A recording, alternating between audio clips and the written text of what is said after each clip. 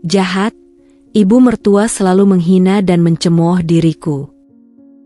Buat yang sudah subscribe, semoga rezekinya lancar ya. Pernikahanku bersama Mas Hamdan kini memasuki usia ke-5 tahun. Kami sudah dikaruniai seorang anak laki-laki bernama Rafa, yang kini berumur 3 tahun. Sejak awal pernikahan, aku tinggal bersama ibu mertua. Oh ya, perkenalkan, namaku Ratih. Mas Hamdan, suamiku, adalah anak bungsu, dan itu membuat kami harus menetap di rumahnya, karena Mas Hamdan merasa bertanggung jawab untuk menjaga ibunya setelah ayahnya meninggal. Kakak Mas Hamdan, Mbak Anis, sudah menikah dan memiliki rumah sendiri. Meski jaraknya tidak terlalu jauh, dia sudah hampir 10 tahun menikah namun belum juga dikarunia seorang anak. Karena ini ia sangat iri padaku. Meskipun Mas Hamdan sangat menyayangiku dan Rafa, aku merasa kasih sayangnya yang besar ini telah memicu rasa cemburu dalam hati ibu mertua. Dia sering menganggap aku sebagai penyebab berkurangnya perhatian Mas Hamdan kepada dirinya. Padahal, perasaannya itu salah. Sejak pertama kali aku melangkah ke rumah ini, aku sudah memahami konsekuensi dari tinggal bersama mertua. Aku berusaha keras menjaga sikapku, menghindari hal-hal yang bisa memperburuk hubungan kami. 2 bulan setelah pernikahan kami, ayah Mas Hamdan jatuh sakit. Kondisinya melemah dari hari ke hari, dan meskipun Mas Hamdan dan keluarganya telah berusaha semampu mungkin untuk memberikan perawatan terbaik, takdir sudah berbicara. Di ranjangnya, dengan tubuh yang semakin renta, ayah mertua menyampaikan pesan terakhirnya kepada kami berdua. Ayah mungkin tidak bisa selalu ada untuk melihat kalian. Tapi ingatlah, hidup berumah tangga tidak mudah. Akan ada cobaan, besar atau kecil, yang menguji kalian. Jika ada masalah, bicarakanlah dengan baik. Cari solusinya bersama, jangan biarkan masalah itu berlarut-larut. Sebisa mungkin, selesaikan semuanya dengan kepala dingin. Dan satu hal lagi, jangan lupa berbakti pada ibu. Pesan itu sederhana namun dalam, seolah memprediksi apa yang akan terjadi di masa depan. Di saat itu, aku merasa ayah mertua melihat lebih jauh dari yang kami sadari. Aku memegang tangannya yang semakin dingin, sementara Mas Hamdan mengangguk penuh haru. Kami tidak tahu bahwa itu akan menjadi momen terakhir kami bersamanya. Tak lama setelah itu, ayah mertua meninggalkan kami untuk selama-lamanya. Kesedihan menyelimuti rumah, terutama ibu mertua. Aku melihat dengan jelas bagaimana ia sangat terpukul. Wajahnya tak lagi ceria, dan ia semakin jarang berbicara. Ayah mertua bukan hanya suami, tapi juga teman bicara yang setia, sosok yang selalu melindunginya dari segala kesulitan dunia. Setelah kepergian ayah, suasana rumah terasa berbeda. Awalnya, aku berpikir bahwa mungkin waktu akan membantu mengobati rasa duka di hati ibu. Namun, seiring berjalannya waktu, aku menyadari bahwa kehilangan itu meninggalkan luka yang lebih dalam dari yang kuperkirakan. Aku berusaha menjalankan pesan ayah mertua dengan baik. Sejak hari pertama aku tinggal di rumah ini, aku tahu bahwa hidup bersama ibu mertua bukanlah hal yang mudah. Ada banyak cerita yang aku dengar dari orang-orang, ataupun di televisi tentang konflik antara menantu perempuan dan ibu mertua, dan aku bertekad untuk tidak membiarkan hal itu terjadi di keluargaku. Aku merasakan di awal pernikahan, hubungan kami baik-baik saja. Ibu mertua dan aku sering berbicara, bahkan terkadang bercanda bersama. Setiap kali Mas Hamdan bekerja, aku menghabiskan waktu dengan ibu. Kami duduk di ruang tamu, menonton televisi bersama, atau sekadar berbincang tentang kehidupan sehari-hari. Aku mulai memahami kebiasaannya dan apa yang membuatnya bahagia. Namun, setelah ayah mertua meninggal, ibu mertua mulai berubah. Ia lebih sering menyendiri, seolah-olah menarik diri dari kehidupan yang kami jalani bersama. Aku merasa, seiring waktu, kehadiranku tak lagi diterima seperti dulu. Perlahan tapi pasti, keretakan mulai muncul dalam hubungan kami. Segalanya dimulai dari hal-hal kecil. Awalnya, ibu sering menolak makanan yang aku masak. Padahal, dulu ia selalu memuji masakanku. Aku tidak terlalu memikirkan hal ini, berpikir bahwa mungkin suasana hatinya sedang tidak baik karena masih berduka. Tapi lambat laun, sikapnya semakin berubah. Ibu menjadi lebih kritis, lebih sering mengeluh tentang hal-hal kecil yang aku lakukan. Kadang-kadang aku merasa, apapun yang kulakukan, tidak pernah benar di matanya. Di sisi lain hubunganku dengan Mas Hamdan masih harmonis. Tapi setiap kali kami menghabiskan waktu bersama, ibu mertua sering ikut campur. Bahkan, ketika ibu sakit, dia meminta Mas Hamdan untuk menemaninya tidur. Sesuatu yang aku terima dengan lapang dada karena aku tahu Mas Hamdan sangat menyayanginya. Namun, lama-kelamaan, perasaan ibu melihat aku dan Mas Hamdan berubah menjadi cemburu yang tak sehat. Dia sering mengatakan bahwa aku adalah penyebab Mas Hamdan menjauh darinya. Pada awalnya, aku anggap wajar, mungkin dia hanya merasa kesepian. Namun, semakin lama, ibu mulai menuntut lebih banyak. Apa yang dulunya adalah permintaan lembut, berubah menjadi perintah yang tak bisa ditolak. Setiap kali aku melakukan sesuatu yang tidak sesuai dengan keinginannya, dia akan menghina atau mencemoohku. Suatu sore, aku ingat dengan jelas, aku memasak sayur sop kesukaan Mas Hamdan. Aku memasaknya dengan penuh perhatian, karena aku tahu Mas Hamdan sangat suka makan sup hangat sepulang kerja. Saat aku hendak menata meja makan, tiba-tiba ibu mertua mendekat. Tanpa berkata apa-apa, dia langsung membuang sop yang aku buat ke dalam wastafel. "Kenapa, Bu?" tanyaku terkejut. "Masakanmu asin." "Tidak enak," jawabnya dingin. Aku terdiam. Padahal aku sudah mencicipi sop itu sebelumnya, dan rasanya menurutku baik-baik saja. Aku merasa ada yang salah, tapi aku memilih untuk diam. Mungkin benar, sopku terlalu asin untuk selera ibu. Ketika Mas Hamdan pulang dan melihat meja makan kosong, ia bertanya dengan nada kecewa, "Kamu nggak masak?" Sebelum aku bisa menjelaskan, ibu sudah lebih dulu berbicara. "Dia nggak masak apa-apa hari ini, Mas Hamdan. Makanya beli makanan di luar saja." Hati kecilku bergejolak. Ingin rasanya aku mengatakan yang sebenarnya, bahwa aku sudah masak dan ibu yang membuangnya. Tapi pesan terakhir ayah mertua kembali terlintas di benakku. Selesaikan masalah dengan kepala dingin. Aku menahan diri untuk tidak berbicara. Aku tak ingin membuat keributan di depan Mas Hamdan, karena aku tahu betapa pentingnya kedamaian di rumah ini baginya. Sejak saat itu, aku mulai merasakan bahwa ibu mertua melihatku bukan lagi sebagai menantu yang dulu ia sukai. Aku bukan lagi menantu yang berhasil merebut hatinya. Entah apa yang merubahnya.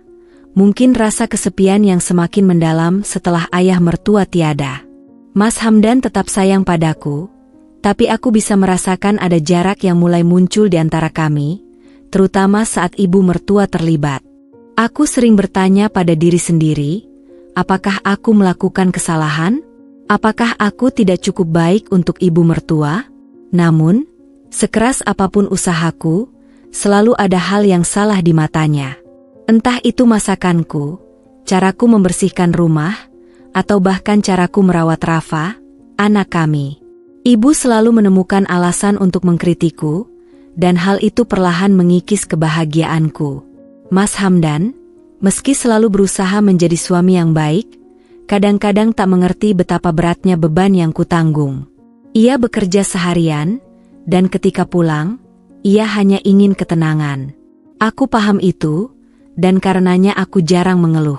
Tapi dalam hatiku, aku berharap Mas Hamdan bisa melihat lebih jauh, bahwa ada sesuatu yang salah dalam dinamika kami bertiga. Pesan ayah mertua terus menggema di kepalaku.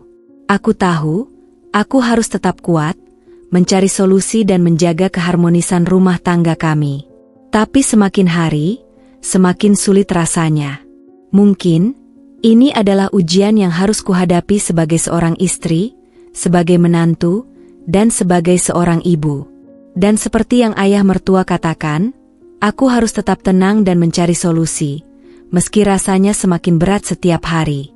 Sejak insiden sayur sop itu, ada perubahan yang tak bisa kuabaikan dalam hubungan kami. Mas Hamdan tak lagi sehangat dulu. Meski dia tidak secara langsung memihak ibunya, aku merasa dia lebih banyak berdiam diri setiap kali ibunya mengomeliku. Setiap kata ibu mertua, walau terdengar sepele, selalu meninggalkan bekas dalam hatiku. Rasanya seperti berjalan di atas pecahan kaca. Setiap langkah berhati-hati, namun tetap saja melukai. Aku terjebak dalam situasi yang sulit. Di satu sisi, aku tak ingin melawan ibu mertua. Bagaimanapun, dia adalah ibu dari suamiku, orang yang mengandung dan membesarkannya. Di sisi lain, aku juga tak bisa terus-terusan menjadi sasaran amarah dan cemoohan.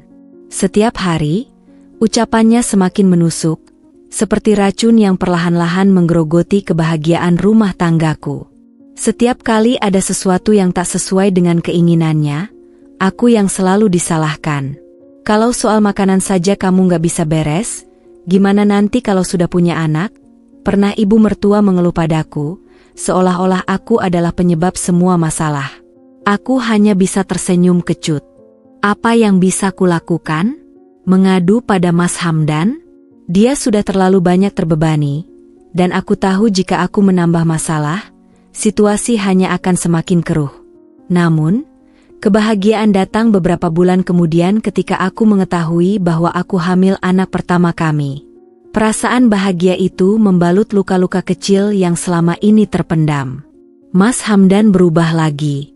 Dia kembali menunjukkan perhatian yang besar padaku, seperti saat awal pernikahan kami. Setiap pagi dan malam, dia tak pernah lupa mencium perutku, bahkan berbicara kepada calon bayi kami. "Apa kabar kamu, Nak?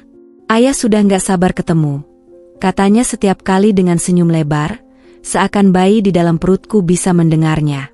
Setiap malam, Mas Hamdan merencanakan masa depan untuk anak kami.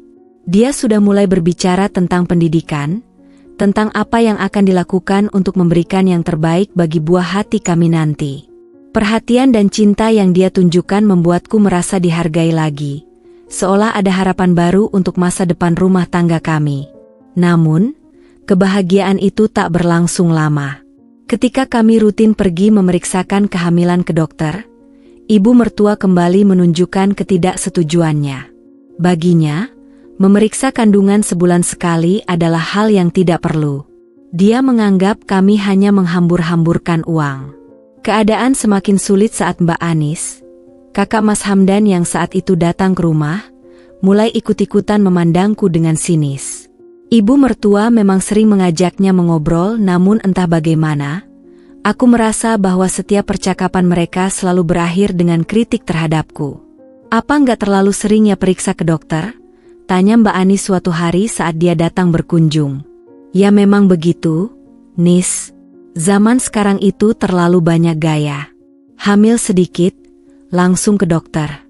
Dulu, waktu ibu hamil kalian, nggak pernah tuh repot-repot begitu," sahut ibu mertua dengan senyuman tipis, seolah memperkuat posisinya. Aku hanya bisa menundukkan kepala.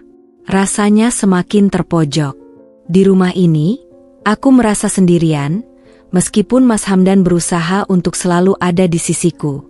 Ketika aku berbicara tentang perasaanku pada Mas Hamdan, dia mencoba menenangkanku, tetapi aku tahu dia juga berada di posisi yang sulit.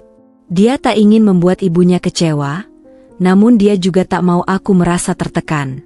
"Mungkin ibu cuma khawatir saja," kata Mas Hamdan lembut.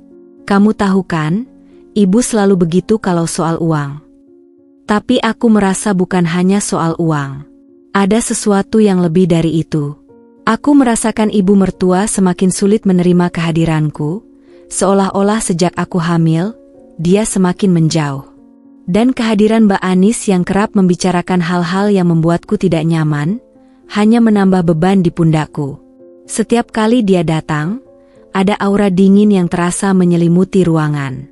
Aku tahu Mas Hamdan mencoba yang terbaik untuk menjaga perasaan di antara kami, tetapi semakin hari, rasanya semakin sulit. Ibu mertua terus mencari-cari kesalahan, sementara Mbak Anis seolah menjadi orang yang siap menambahkan bahan bakar ke api yang sudah ada.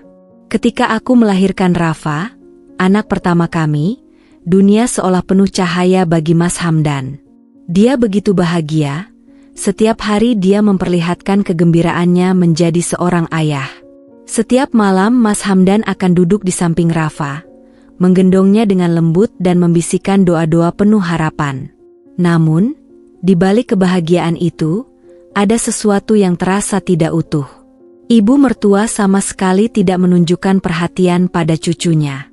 Bahkan ketika Rafa sering berada di dekatnya, ibu hanya menatapnya sekilas tanpa pernah menggendong atau menyentuhnya. Hatinya seolah dingin, seakan-akan kehadiran Rafa tak berarti apa-apa baginya. Aku sering bertanya-tanya, mengapa ibu bersikap seperti itu?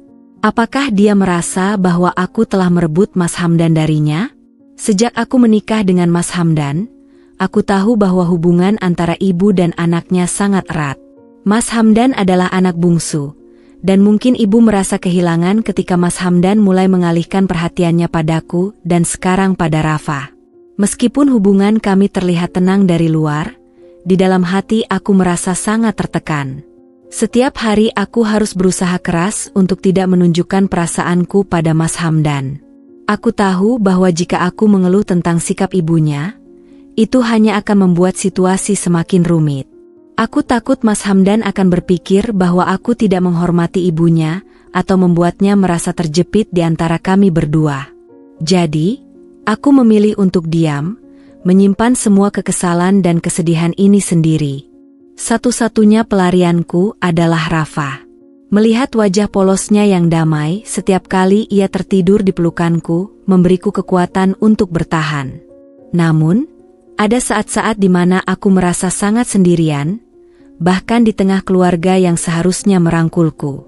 Aku sering mendengar ibu mertua berbicara dengan Mas Hamdan tentang hal-hal sepele, tetapi ketika berbicara denganku, nadanya selalu dingin, seolah-olah aku hanyalah tamu yang kebetulan tinggal di rumahnya. Tidak pernah ada senyum hangat atau pelukan penyemangat yang kubayangkan ketika pertama kali menikah dengan Mas Hamdan. Meskipun sulit, aku tetap berusaha untuk mendekatkan diri kepada ibu mertua. Aku memasak makanan kesukaannya, berharap bisa mencairkan kebekuan di antara kami. Kadang-kadang, dia terlihat senang dengan masakan yang kubuat, dan saat-saat itu aku merasa ada sedikit harapan. Namun, itu tak pernah bertahan lama. Di hari-hari berikutnya, dia kembali dingin padaku, seakan-akan tidak ada yang berubah. Aku semakin bingung, apa yang sebenarnya salah? Apa yang dia inginkan dariku? Perubahan yang aku rasakan bukan hanya dari ibu mertua, tapi juga dari Mbak Anis, kakak ipar Mas Hamdan. Dulu, dia hanya datang ke rumah seminggu sekali, membawa obrolan ringan dan cerita-cerita keluarga.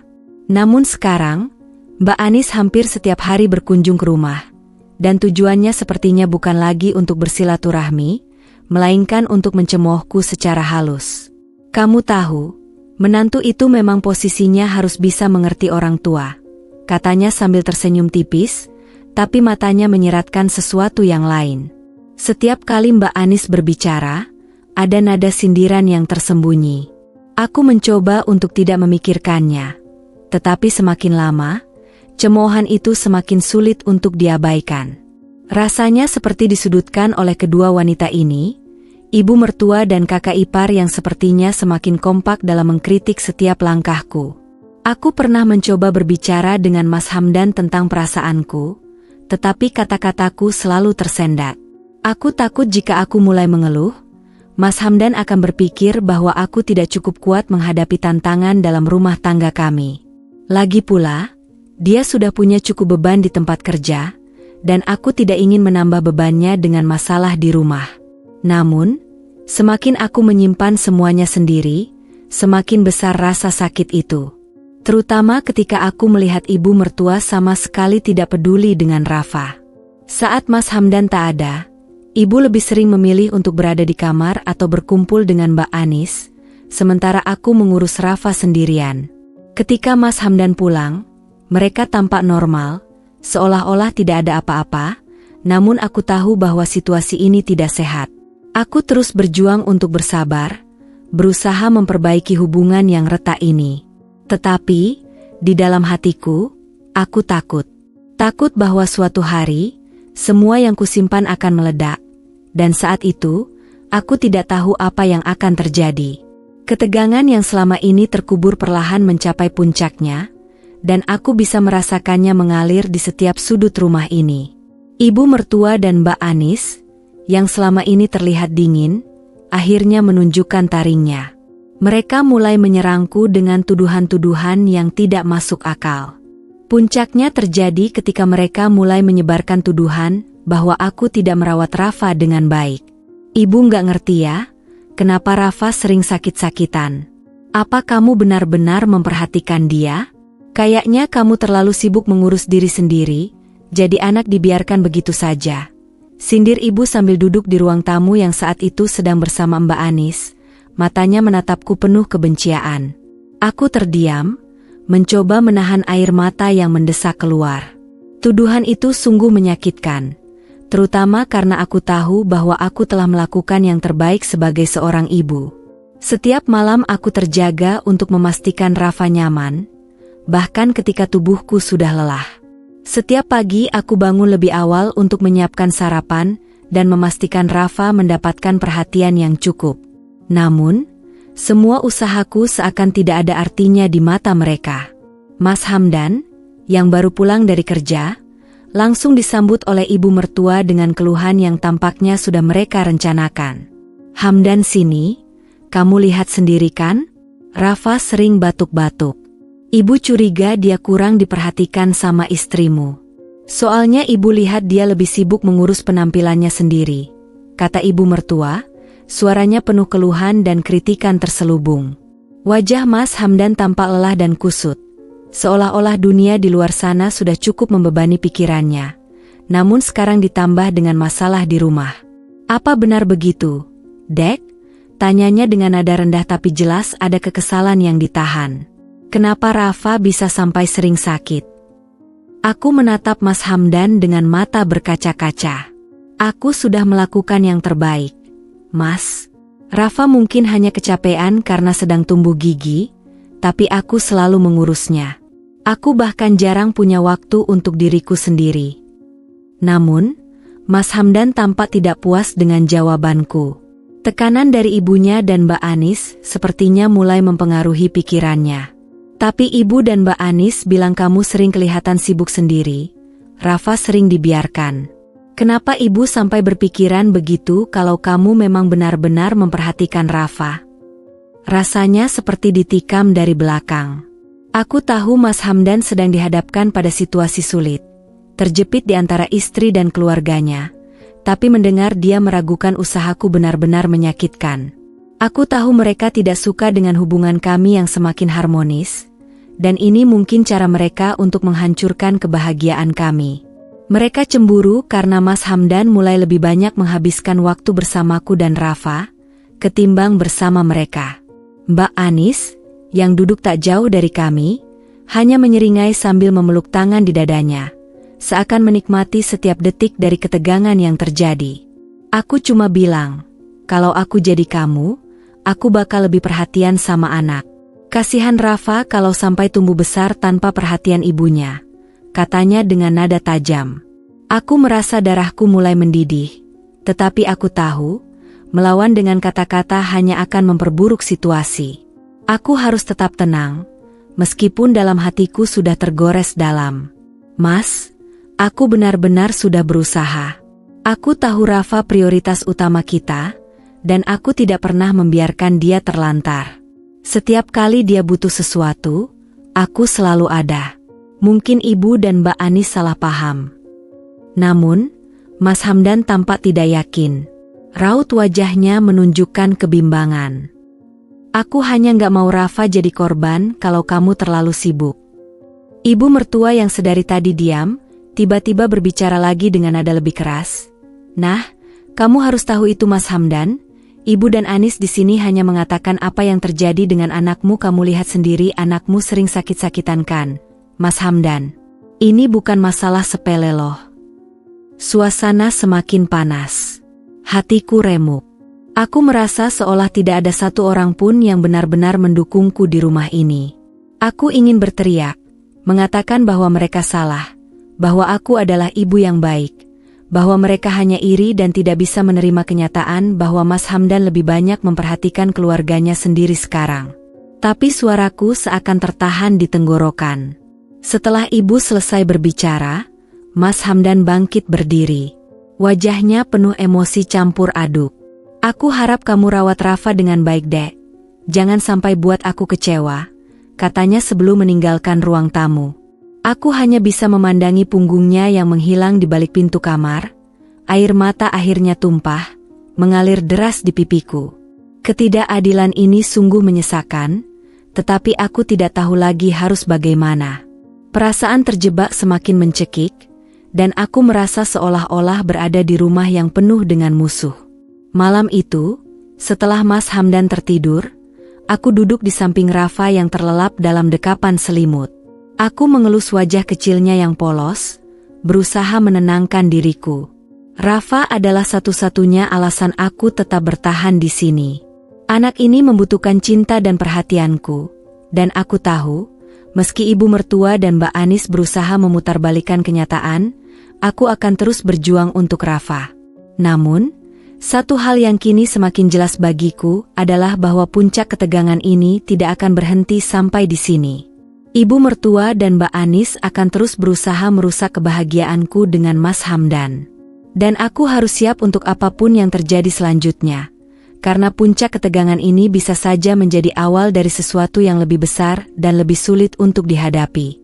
Namun, titik balik akhirnya tiba. Suatu malam yang dingin, ketika hujan deras mengguyur kota, aku mendengar suara samar dari kamar ibu mertua. Kuperhatikan bahwa dia terbatuk-batuk, dan saat aku mendekat, aku melihat wajahnya tampak pucat dan lemah. Ketika aku memanggil namanya, dia tidak menjawab, membuatku semakin khawatir. "Bu, ibu baik-baik saja?" tanyaku, berusaha tetap tenang meski hatiku berdebar kencang. Melihatnya terbaring di tempat tidur dengan napas tersengal-sengal, aku segera menghubungi Mas Hamdan. Ketika Mas Hamdan tiba, kami langsung membawanya ke rumah sakit. Dokter memeriksa dan mendiagnosisnya dengan penyakit yang cukup serius. Ibu harus dirawat intensif selama beberapa hari ke depan. Saat menunggu di ruang tunggu, rasaku campur aduk antara khawatir dan bingung. Selama ini, hubungan kami penuh ketegangan, dan kini dia terbaring lemah, bergantung padaku untuk merawatnya. Selama masa perawatan itu, aku memilih untuk menemani ibu mertua di rumah sakit. Meski kami sering berkonflik, melihatnya terbaring lemah di ranjang membuat hatiku tergerak. Setiap kali dia terbangun, aku ada di sampingnya, menyiapkan minuman dan memberikan semangat agar dia cepat pulih. Tanpa mengeluh, aku mencoba memberikan yang terbaik, karena aku tahu betapa pentingnya perawatan dan kasih sayang di saat-saat seperti ini. Mas Hamdan sering datang, dan saat melihatku merawat ibunya dengan penuh perhatian, aku bisa merasakan cahaya harapan di matanya. Dia mulai menyadari usahaku yang selama ini mungkin terabaikan. Setiap kali dia berdiri di sampingku, matanya menunjukkan keraguan yang perlahan-lahan memudar. Setelah beberapa hari, ketika ibu mertua mulai pulih, ada kelegaan di ruangan itu. Dia mulai melunak, perlahan-lahan membuka diri. Saat dia duduk di ranjang rumah sakit, aku menyodorkan air dan mengusap keningnya yang berkeringat. Ibu menatapku dengan mata yang lelah, tetapi kali ini, ada sesuatu yang berbeda. "Ratih, maafkan ibu," katanya lirih, suaranya hampir tak terdengar. "Ibu tahu ibu sudah bersikap salah. Ibu terlalu keras padamu dan tidak melihat usaha yang kamu lakukan untuk keluarga kita terutama Rafa. Ibu menyesal, Ratih."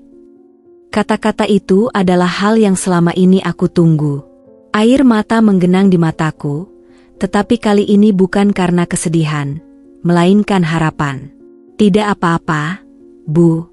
Aku hanya ingin yang terbaik untuk keluarga kita," jawabku dengan tulus, berusaha menahan rasa haru.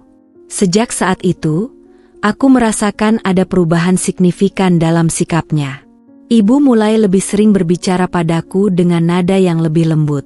Dia mulai bertanya tentang Rafa, menanyakan bagaimana perkembangan anaknya. Bahkan, untuk pertama kalinya, Aku melihatnya tersenyum saat menggendong Rafa di pangkuannya. Perubahan sikap ibu mertua tak hanya terasa di antara kami, tetapi juga di hadapan Mas Hamdan. Dia mulai merasa lebih nyaman dengan hubungan kami. Mas Hamdan melihat ibunya menerima aku dan Rafa dengan penuh kasih sayang, dan itu mengurangi beban yang selama ini menghimpit hati kami berdua. Suasana rumah kini terasa berbeda. Tawa dan kebahagiaan mulai menghiasi rumah ini, menggantikan ketegangan yang pernah ada. Kami belajar bahwa kasih sayang bisa tumbuh meskipun dalam keadaan yang sulit sekalipun, dan aku bersyukur telah melewati masa-masa itu dengan penuh keteguhan.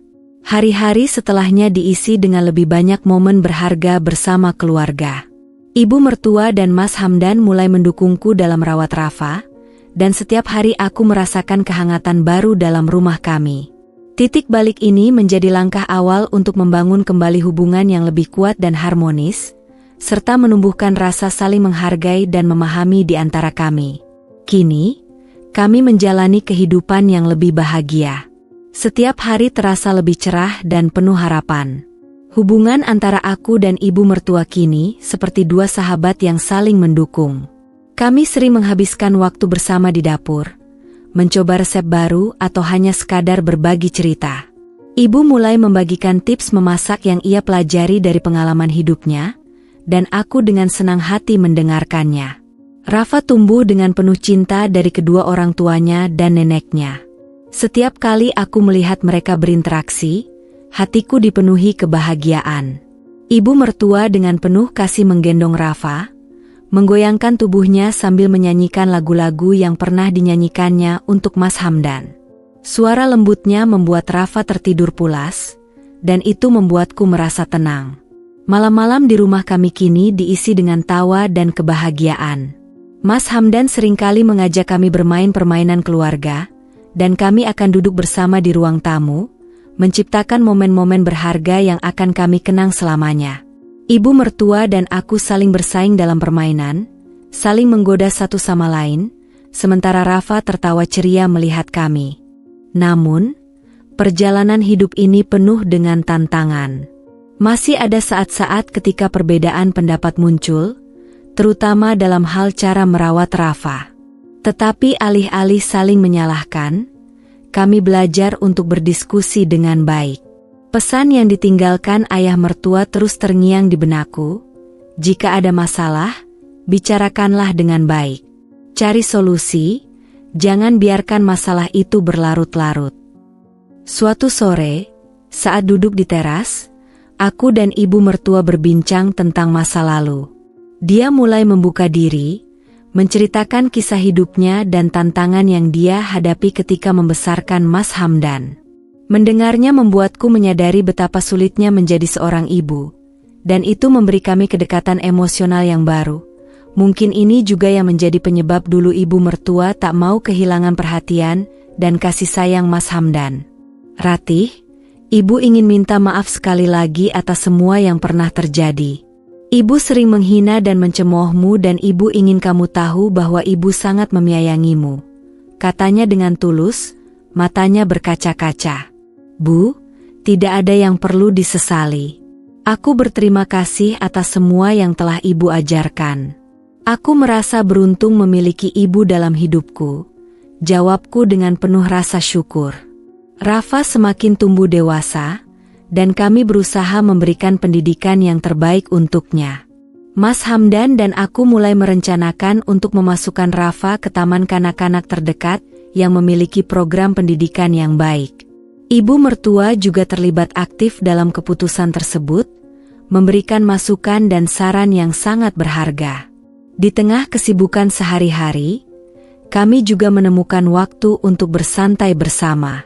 Kami mengadakan piknik kecil di taman, membawa bekal yang telah kami siapkan bersama. Melihat Rafa berlarian, bermain dengan riang gembira, membuat hatiku penuh kebanggaan. Rafa adalah anugerah terbesar bagi kita, ucap Mas Hamdan sambil memelukku. Aku mengangguk setuju, merasakan kedalaman cinta yang mengikat kami semua sebagai keluarga. Dengan saling mendukung, kami juga menghadapi tantangan baru yang datang. Ibu mertua yang kini lebih sehat dan bahagia, mulai mengambil inisiatif untuk terlibat dalam kegiatan di lingkungan sekitar. Dia bergabung dengan kelompok pengajian dan sering mengundang teman-temannya ke rumah. Aku pun merasa senang melihatnya lebih aktif dan bersosialisasi, menemukan kembali kebahagiaannya setelah masa-masa sulit. Hari demi hari berlalu, dan kami menyadari bahwa dengan kesabaran dan cinta, segala masalah bisa diatasi. Setiap konflik yang kami hadapi menjadi pelajaran berharga yang memperkuat ikatan kami. Kami belajar untuk saling menghargai, berkomunikasi dengan lebih baik, dan mendukung satu sama lain, tidak hanya sebagai keluarga, tetapi juga sebagai teman. Kini, rumah kami dipenuhi dengan tawa, cinta, dan kebahagiaan. Melihat Rafa tumbuh dengan penuh kasih sayang dari kedua orang tua dan neneknya, aku yakin bahwa kami telah menciptakan fondasi yang kuat untuk masa depan. Dengan setiap hari yang berlalu, kami semakin dekat dan menemukan arti sebenarnya dari kebahagiaan. Kami menyadari bahwa perjalanan ini masih panjang, tetapi dengan hati yang penuh cinta dan kesediaan untuk saling mendukung, kami siap menghadapi apapun yang akan datang. Dan yang terpenting, aku merasa bahagia dapat berbagi hidupku dengan Mas Hamdan, ibu mertua, dan Rafa, keluarga yang telah menjadi segalanya bagiku.